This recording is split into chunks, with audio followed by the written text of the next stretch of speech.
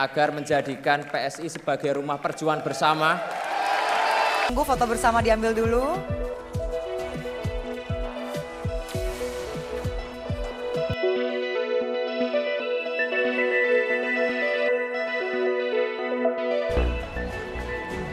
Selanjutnya, silahkan Sis Grace Natali membacakan SK untuk... Ini mereka juga ada Jokowers sejati yang percaya pembangunan 5 tahun terakhir harus dilanjutkan,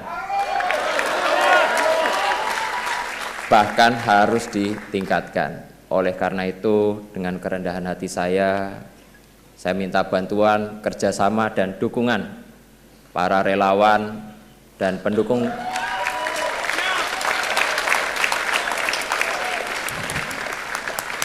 Saya minta ya dukungan para relawan dan pendukung Pak Jokowi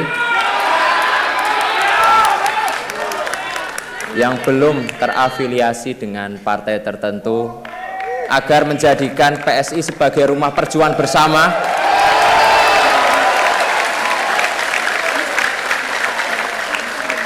rumah yang ramah bagi para nasionalis muda demi Indonesia maju.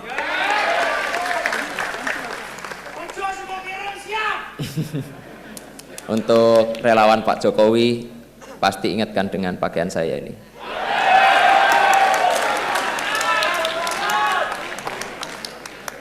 Pakaian yang menjadi simbol banyak hal, simbol lahirnya.